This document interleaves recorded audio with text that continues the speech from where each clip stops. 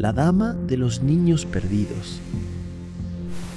Si alguien me hubiera contado esta historia hace unos meses no la habría creído, pero yo conocí a Itzel Casaonda. Era mi mejor amiga. Desde la preparatoria éramos inseparables. Compartíamos secretos, frustraciones y, sobre todo, el miedo a lo desconocido. Nos encantaban las historias de terror, pero jamás pensamos que un día nos convertiríamos en una. Todo comenzó un viernes por la tarde, cuando Itzel me escribió emocionada. Había conseguido un trabajo como niñera solo por el fin de semana. Según me contó, los dueños de la casa, los Espinosa Alzua, se irían de viaje y necesitaban a alguien que cuidara de sus hijos en su enorme casona del centro de Guanajuato. Pagaban bien y el trabajo parecía sencillo. Al principio, el entusiasmo de Itzel era evidente, pero poco a poco su tono cambió. Decía que la casa tenía algo inquietante. Cuando fue en la mañana a conocer el lugar, sintió que la observaban, no por los dueños ni por los niños, sino por la propia casa. La estructura era antigua, con techos altos y pasillos largos que parecían devorar la luz. Cada pared estaba decorada con pinturas viejas, algunas con los colores desgastados por la humedad. Pero lo que más la perturbó fueron los retratos de personas de épocas pasadas, especialmente aquellos cuyos ojos parecían haber sido borrados con el tiempo. No le di demasiada importancia. Pensé que era su imaginación jugando con la idea de estar en un sitio tan viejo. Aún así, algo en su voz me dejó intranquila. Por la noche, Itzel comenzó a enviarme mensajes de voz. No podía dormir. Decía que la casona se sentía demasiado grande cuando estaba sola con los niños. Había un silencio extraño, como si el aire pesara más de lo normal. Me contó que Aureliano y Cristóbal, los niños que debía cuidar, eran peculiares. A veces jugaban y reían como cualquier niño, pero en otros momentos se quedaban quietos, mirando fijamente la nada, como si alguien les hablara. No parecían incómodos ni asustados, pero su expresión era inquietante, como si entendieran cosas que nadie más podía ver. Poco después de acostarlos, mientras revisaba el monitor de bebés, una interferencia apareció en la pantalla. Fue un parpadeo breve, una distorsión. Itzel pensó que era un fallo del aparato, pero en el instante en que la imagen se estabilizó, vio algo que la dejó helada. En la esquina del cuarto, junto a la cama de Cristóbal, se distinguía la silueta de una mujer alta vestida de negro. No se movía, solo observaba. Sin pensarlo, subió corriendo las escaleras y entró en la habitación. Encendió la luz de inmediato, pero no había nadie. Los niños dormían profundamente. El monitor seguía encendido, pero ahora mostraba la habitación vacía. A partir de ese momento, los mensajes de Itzel se volvieron más frecuentes y angustiantes. Decía que la casa tenía sonidos que no deberían estar ahí, pasos en los pasillos cuando ella estaba sola, susurros que parecían surgir de los muros, puertas que se cerraban suavemente sin que hubiera corriente de aire. El sábado por la noche, Itzel dejó de bromear sobre la situación. Me dijo que algo estaba mal con los niños. No jugaban como antes. Se quedaban largos ratos en sus camas, con los ojos fijos en la pared. No respondían cuando les hablaba, como si la hubieran olvidado. Lo peor ocurrió en la madrugada. Recibí un mensaje suyo que me heló la sangre. Los niños desaparecieron. Oigo ruidos en el sótano. Alguien está aquí. Intenté llamarla de inmediato, pero su teléfono mandaba buzón. Le escribí una y otra vez, pero no hubo respuesta. Sentí una angustia insoportable. Pensé en ir a la casona, pero vivía demasiado lejos y no tenía auto. Llamé a la policía. Cuando llegaron, la puerta principal estaba entreabierta. Adentro, la casa estaba en silencio. Buscaron en cada habitación, en cada rincón, pero no encontraron rastro de Itzel ni de los niños. Lo extraño fue que, cuando interrogaron a los dueños de la casa al regresar de su viaje, ellos negaron haber contratado a una niñera. Dijeron que no tenían hijos. No podía aceptar lo que me decían.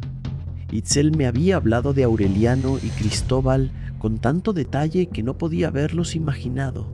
Decidí ir yo misma a la casona, convencida de que debía haber alguna prueba de que mi amiga había estado allí. Llegué en la tarde, cuando la policía aún custodiaba el lugar. Insistí en que debía entrar, que mi amiga había desaparecido en esa casa, que los niños existían. Al principio, los oficiales me ignoraron, pero mi desesperación debió conmover a uno de ellos, porque finalmente me permitieron echar un vistazo bajo supervisión. Recorrí los pasillos con el corazón latiendo en mis sienes. Todo estaba en orden, demasiado en orden. La supuesta habitación de los niños me dejó helada. 2 camas cubiertas de polvo, sin juguetes, sin ropa, sin señales de vida reciente. Un escalofrío me recorrió la espalda. Bajé las escaleras con las piernas temblorosas hasta llegar a la sala principal. Fue ahí donde lo vi. Un cuadro enorme colgaba en la pared. En él, una mujer vestida de negro se erguía con un rostro severo, su expresión de autoridad perturbadora. A su lado, 2 niños de apariencia inquietante posaban rígidamente. El aire pareció volverse denso. Reconocí de inmediato sus rostros. Eran Aureliano y Cristóbal tal como me los había descrito Itzel. El oficial que me escoltaba me miró con desaprobación cuando susurré sus nombres. Me ordenaron salir. Insistí en mi historia. Pedí que investigaran más, que buscaran a Itzel en los rincones de la casa. Pero en lugar de escucharme, me advirtieron que, si no me retiraba, me levantarían cargos por obstrucción. Salí de la casona con una sensación de vacío en el pecho. Pero una cosa era segura. Itzel no había imaginado nada y yo tampoco. Según los registros, esos niños habían desaparecido hace más de 100 años y la mujer que los acompañaba en la pintura era su institutriz, quien también desapareció sin dejar rastro. No encontraron a Itzel. Jamás. Han pasado meses desde aquella noche y todavía me atormenta su ausencia. Nadie cree mi historia. Dicen que Itzel simplemente se fue, que se cansó de su vida y desapareció por su cuenta. Pero yo sé que eso no es cierto. Cada noche reviso su WhatsApp con la esperanza de que me haya enviado algún mensaje. Y, a veces en la madrugada, veo que su última conexión cambia. Aparece como en línea, como si estuviera en algún lugar intentando contarme lo que le pasó. El espejo de la abuela. Cuando acepté el trabajo en la casa de los Martínez López, no tenía idea de en qué me estaba metiendo. Solo pensaba en el dinero, en lo fácil que parecía cuidar a 2 chicos en una mansión antigua y en lo cómoda que sería mi estadía allí. La casa era enorme, de esas construcciones viejas que parecían congeladas en otra época. Los techos eran altos, los pasillos interminables y el aire siempre tenía un olor extraño, una mezcla de madera húmeda y algo más indefinible, algo antiguo y rancio que parecía colarse en cada resquicio de las paredes. Pero lo peor de todo, lo que desde el primer momento me hizo sentir incómoda, fue el espejo. Ubicado en la habitación principal, era un monstruo de cristal y madera tallada. Su marco, oscurecido por los años, estaba cubierto de intrincados grabados, formas que parecían rostros y manos enredándose entre hojas y espirales. Su superficie era impecable, reflejaba la habitación con una claridad enfermiza, como si no estuviera reflejando la realidad, sino una versión alterada de ella, demasiado nítida, demasiado intensa. Los niños me dijeron que había pertenecido a su bisabuela, una mujer extraña que siempre hablaba del espejo como si fuera algo vivo. No debía mirarme en él después de la medianoche, era la única regla. La rutina en la casa transcurrió sin problemas al principio. Gaspar y Lorenzo eran niños tranquilos, aunque había algo en su manera de actuar que me inquietaba. Sus movimientos eran medidos, como si supieran que cualquier ruido demasiado alto podría despertar algo en la casa. Cada noche, después de acostarlos, recorría la casa apagando luces y asegurándome de que todo estuviera en orden. Los pasillos eran largos y oscuros, y cada paso que daba parecía producir un eco que no debería estar allí.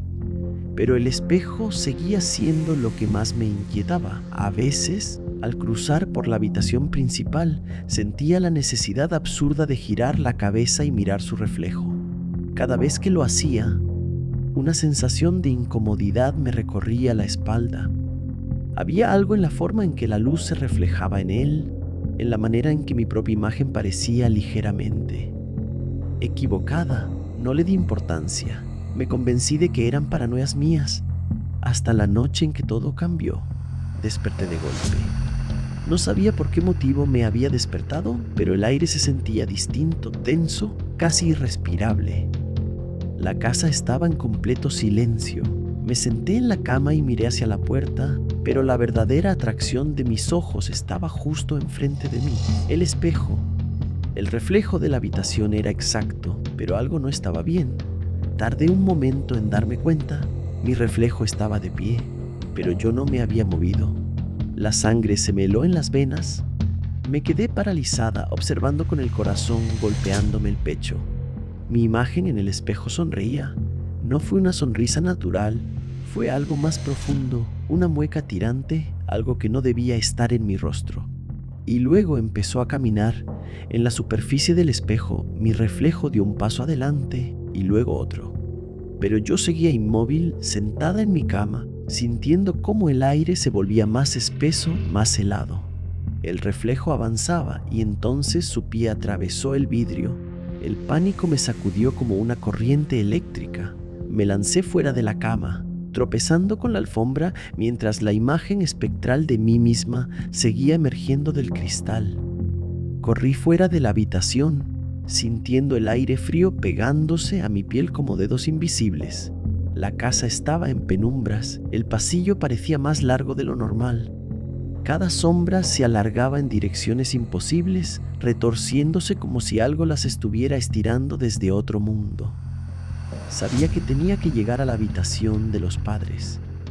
Sabía, sin entender por qué, que el espejo de ese cuarto era la clave. Llegué a la puerta y la empujé con fuerza.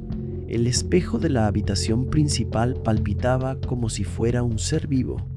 Pero lo más aterrador fue lo que había dentro de él. Había muchas versiones de mí, decenas, cientos, todas amontonadas en la superficie del espejo, con sonrisas grotescas, susurrando palabras sin sonido. Y en el centro, ella, la bisabuela. Su piel estaba seca, pegada a los huesos, los ojos hundidos en pozos oscuros que parecían devorar la poca luz de la habitación. Me observaba con una expresión neutra, como si estuviera esperando algo. Entonces levantó una mano, y mi reflejo, el que había emergido del espejo en mi habitación, dio un último paso hacia mí. No podía pensar, solo podía actuar. Mis ojos recorrieron la habitación, buscando algo, cualquier cosa que pudiera romper el contacto con esa presencia imposible. Mis manos tropezaron con la lámpara de noche. Sin dudarlo, la levanté y la lancé contra el espejo con todas mis fuerzas. El cristal explotó. Un sonido indescriptible llenó la habitación, un grito que no venía de una garganta humana. El aire se llenó de fragmentos brillantes, y en cada uno de ellos vi reflejos distorsionados, cuerpos que se retorcían, bocas abiertas en silenciosas súplicas. El espejo se partió en 1000 pedazos, el grito se apagó, el aire se volvió estático, y cuando me atreví a mirar los restos del espejo en el suelo, no había nada más que cristales rotos, ningún reflejo, solo vacío. Me fui de la casa de los Martínez López en cuanto amaneció. Nadie preguntó por el espejo, nadie preguntó por la noche anterior, como si supieran, como si, de algún modo, esto ya hubiera pasado antes. Intenté seguir adelante, intenté olvidar, pero el miedo nunca desapareció del todo. Cada vez que paso frente a un espejo, siento la necesidad de mirarme un segundo más de lo necesario, porque a veces mi reflejo parpadea un instante después de que yo lo hago. Y cuando eso sucede, sé que la promesa sigue en pie, la bisabuela sigue ahí, esperando, y algún día el espejo se volverá a abrir. La niñera del bosque negro. Lo que más me atormenta no es lo que vi, no es el silencio del bosque, ni la puerta abierta en mitad de la noche, no es el recuerdo de la sonrisa vacía de esa cosa. Lo que me atormenta es que sé que sigue aquí y cada vez que reviso mi teléfono, los mensajes que le envía Luisa siguen marcándose con doble tilde azul. Ella los está leyendo desde algún lugar en la oscuridad. Viajar es parte de mi vida. Lo ha sido desde antes de que Emanuel naciera. Pensé que con el tiempo me acostumbraría a dejarlo en casa, que aprendería a ignorar la punzada de culpa cada vez que me despedía. Cada vez que cerraba la puerta detrás de mí, trataba de convencerme de que él estaba bien, de que era solo por unos días y de que en poco tiempo estaría de vuelta.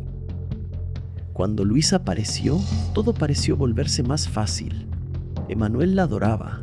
Desde el primer día pareció encariñarse con ella de una manera que no esperaba. Era una joven responsable, paciente, con una calidez en la mirada que tranquilizaba.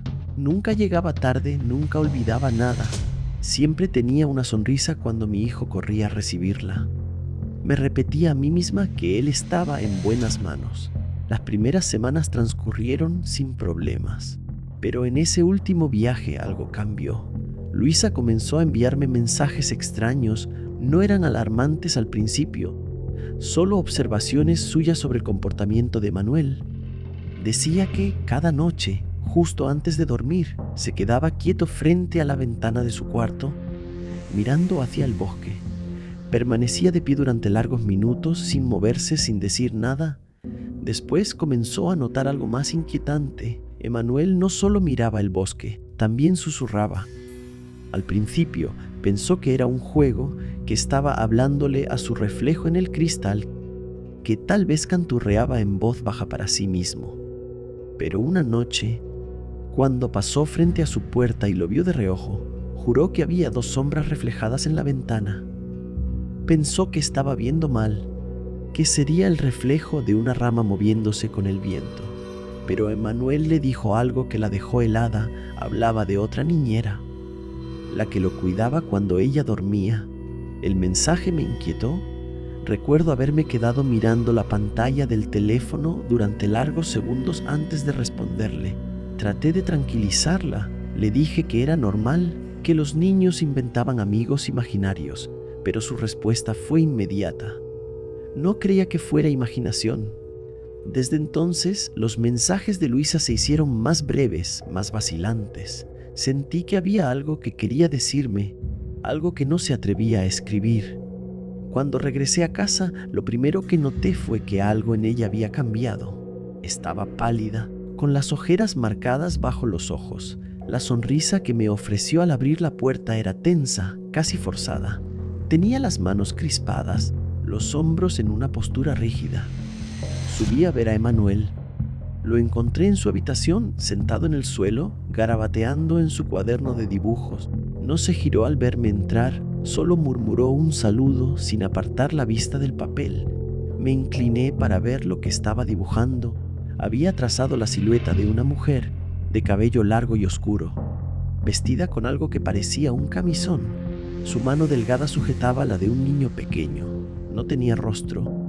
Emanuel movió el crayón negro sobre la figura, reforzando la ausencia de rasgos en la cabeza de la mujer. Pregunté quién era.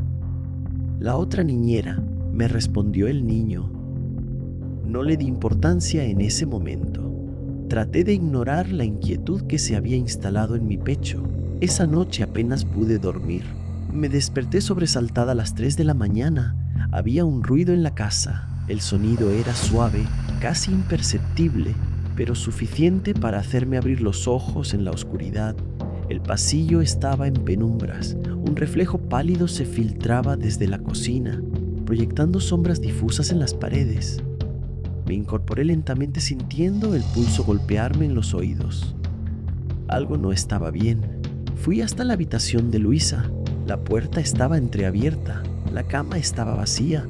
Las sábanas estaban revueltas, como si se hubiera levantado apresurada. El armario estaba abierto de par en par. Sus zapatos seguían junto a la cama. La luz de su lámpara de noche seguía encendida, titilando débilmente. El ruido volvió a sonar. Algo se movía en la planta baja. Bajé las escaleras con el cuerpo en tensión. En la penumbra de la sala, vi una silueta Luisa estaba frente a la puerta principal, de pie inmóvil y con una mano apoyada en el picaporte. No estaba sola. Junto a ella, una segunda figura se erguía en la sombra. La vi con claridad, iluminada apenas por el resplandor lejano de la cocina. Era idéntica a Luisa, misma altura, misma postura y el cabello cayéndole sobre los hombros. Pero algo en ella estaba mal. Su piel era más pálida, su cuello más largo, sus brazos demasiado delgados y no tenía rostro, solo una superficie vacía, como si alguien hubiera borrado sus facciones, pero sonreía no con labios, no con ojos. Pero sonreía. Luisa no se movía. La sombra a su lado giró lentamente la cabeza hacia mí, inclinándola con curiosidad. El picaporte giró, la puerta se abrió sin un solo sonido. Luisa comenzó a caminar. Intenté correr hacia ella, pero mis piernas parecían hundirse en el suelo. Extendí la mano, pero fue demasiado tarde. Cruzó el umbral sin siquiera voltear, y la otra Luisa la tomó de la mano. Los vecinos llamaron a la policía tras escuchar gritos en la madrugada. Registraron el bosque durante días. No encontraron rastros de Luisa. Emanuel no parecía preocupado. No preguntó por ella, no pareció extrañarla. Decía que estaba con la otra niñera, que no estaba perdida, que aún lo cuidaba. Desde esa noche reviso su ventana cada madrugada, siempre está abierta. Y en el límite del bosque, de pie en la penumbra, hay una figura, esperando, observando. Luisa nunca regresó, pero cada vez que reviso mi teléfono, veo que ha leído mis mensajes y a veces en la noche juro que escucho su voz susurrando mi nombre desde el bosque.